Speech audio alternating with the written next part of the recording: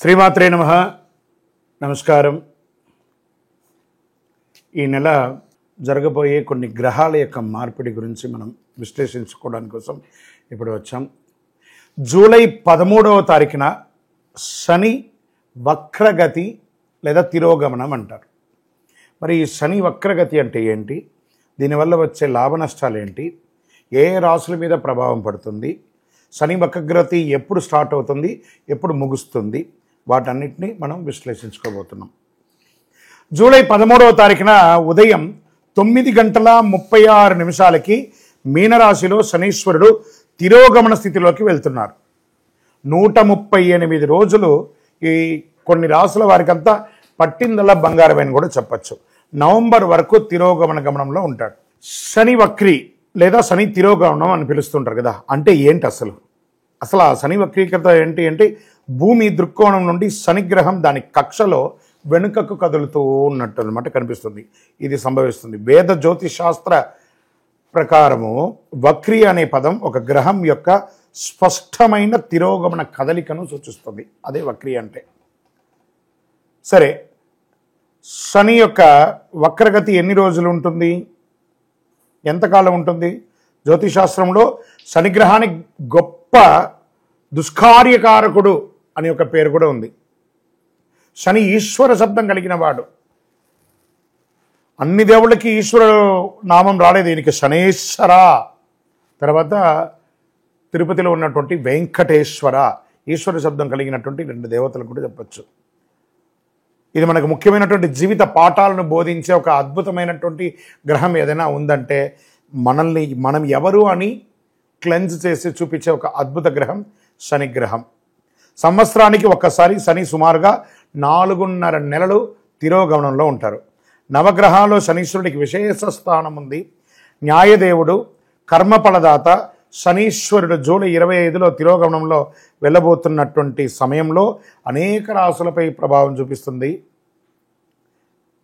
వేగం, చురుకుదనం, క్రియాశీలత్వం పెరిగి చేష్టాబలం ఏర్పడుతుంది. నెమ్మదిగా ఆలస్యంగా ఇచ్చే ఫలితాలు అతి త్వరలో ఇవ్వడం కూడా జరుగుతుంది. తిరోగమనం ఈయనకి మందగమనం పేరు కదా, స్లోగా వెళ్తాడు కదా, అదే తిరోగమనంలో ఎలా వెళ్ళాడో అంతకు రెట్టింతలు స్పీడ్గా వచ్చి అనుగ్రహాన్ని ఇచ్చిపోతాడట. వాస్తవానికి 2025 సంవత్సరంలో మార్చి 29 శనీశ్వరుడు తన రాశిని మార్చుకున్నాడు. ఉగాది నుండి శనీశ్వరుడు కుంభరాశి నుండి మీనరాశిలోకి వచ్చాడు. శనీశ్వరుడు తిరోగమనం కొన్ని రాశులకి చెడుగు జరుగుతుందా, మరికొన్ని రాశులకు ప్రయోజనం జరుగుతుందా? శనీశ్వర తిరోగమనంలో శనీశ్వర ఆశీర్వాదంతో అదృష్టాన్ని పెంచి పోషించే కొన్ని గ్రహాలు 138 రోజులు నవంబర్ 28 వరకు ప్రత్యక్షంగా మారబోతుంది. వృషభ, మిథున, కర్కాటక, తుల, మకర, కుంభరాశుల వారికి అద్భుతమైనటువంటి ఆదాయ లాభాలు, పదోన్నతి, ఉద్యోగాలు వంటి అంశాల్లో సానుకూలత చేపడుతుంది. ఇందులో రాశి పరంగా ఒక్కొక్క రాశిగా మనం తీసుకుంటే వృశ్చిక రాశి వారికి శని తిరోగమనం ఒక అద్భుతమైనటువంటి అవకాశాన్ని ఇస్తుందండి. గురు భగవానుడు కాస్త మీకు కొంచెం వీక్షణ తక్కువ ఉన్నా ఈ శని భగవానుడి యొక్క వీక్షణతో మీరు పట్టిందల్లా బంగారం అవుతుంది. మీ యొక్క ఇష్టదైవాన్ని, కులదైవాన్ని ప్రార్థన చేసుకోండి. నూతనంగా చేసే కార్యక్రమాలు ప్రతి ఒక్కటి కూడా అనుకూలం అవుతుంది. ప్రేమ వ్యవహారాల్లో ఉన్న వాళ్ళకి కాస్త డిస్టర్బెన్స్ కనబడుతుంది, జాగ్రత్త పడండి. శని వక్రగతి తిరోగమనంలో పాటించవలసినటువంటి కొన్ని పరిహారాలు. నవగ్రహాలు అన్ని కూడా ఉన్నటువంటి ఒక దేవాలయంలో, ఏదో ఒక దేవాలయంలో నవగ్రహాలు ఉంటాయి. 9 నుండి 10:30 రావుకాలం ఉంటుంది శనివారాల్లో. ఆ సమయంలో ఒక 19 ప్రదక్షిణాలు చేయడం, మీ వయస్సు ఎంత ఉందో అన్ని నువ్వుల నూనెతో దీపం వెలిగించడం. మరి ఈ యొక్క శని తిరోగమనంలో వక్రగతిలో మంచి చెడు ఏ విధమైనటువంటి ఇబ్బందులు కలగకుండా ఇంకా కొంచెం మెరుగైనటువంటి అనుగ్రహం పొందడానికి అద్భుతమైనటువంటి ఒక కలిలో ఒక కల్పవృక్షం లాంటి ఒక అద్భుతమైనటువంటి ఈ యొక్క కరుంగాళి మాల, ఈ కరుంగాళి మాలను ధరించండి. 12 రాసుల వారు కూడా ధరించవచ్చు. ఇది ఒక అద్భుతమైనటువంటి ఒక మాల. ఈ మాల ధరించడం వల్ల గ్రహ దోషాలన్నీ తొలగిపోతాయి. ఏ విధమైనటువంటి నెగిటివ్ వైబ్స్ ఉన్నా కూడా తొలగిపోతుంది, ఆరోగ్యం చక్కబడుతుంది. ఈరోజు ఎందుకు చాలామంది గమనించండి, సెలబ్రిటీస్ అంతా ఈ మాలని వెతుక్కొని మరీ వేసుకుంటున్నారు.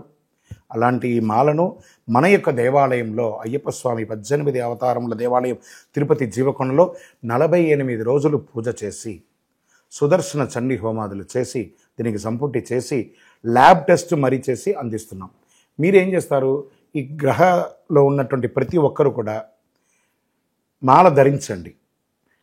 ఆ మాల యొక్క మంత్రాన్ని కూడా ఇస్తాం, మంత్రాన్ని కూడా జపం చేయండి. ఒక ఫోన్ అంటే దానికి ఎలా చార్జర్ ఇస్తారో అలాగే మనం దీన్ని పూజ చేసినా మనం ఒక మంత్రం ఇస్తాం, ఆ మంత్రంతో జపం చేయండి. శని భగవాను యొక్క సంపూర్ణమైనటువంటి అనుగ్రహం పొందండి.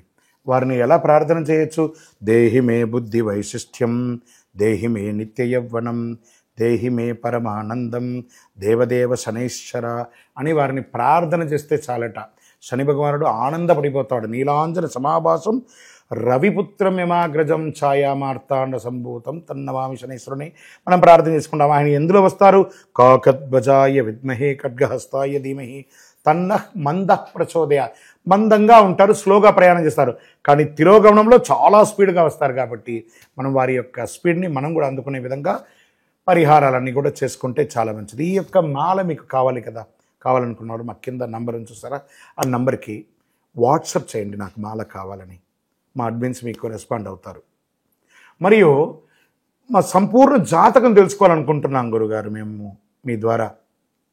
మీరు తెలుసుకోవాలంటే మీ పరిసర ప్రాంతాల్లో ఉన్న సద్గురుని సంప్రదించి తెలుసుకోండి, లేదా మా ద్వారా కూడా తెలుసుకోవాలనుకుంటున్నారా, కింద నెంబర్కి మీ పేరు, date of birth, time of birth, place of birth తెలుసుకోవాలనుకుంటే మాత్రమే వాట్సాప్ చేయండి. అద్భుతమైనటువంటి జీవితం మీరు అందరూ జీవించాలని మనస్ఫూర్తిగా అఖిలాండ కోటి బ్రహ్మాండ నాయకుడు శ్రీ ధర్మశాస్త్ర అయ్యప్ప స్వామి వారిని ప్రార్థన చేస్తూనే ఉంటాము. మీరు తిరుపతికి వచ్చినప్పుడు మన అయ్యప్ప స్వామి వారి 18 అవతారముల దేవాలయం జీవకోన అనే ఒక ప్రాంతంలో ఉంటుంది. రైల్వే స్టేషన్ బస్టాండ్ నుండి ఒక 3 కిలోమీటర్ల దూరంలో వచ్చి దర్శనం చేసుకోండి. ప్రపంచంలో ఎక్కడా లేదు 18 అవతారాలతో దేవాలయం. విజయోస్తు.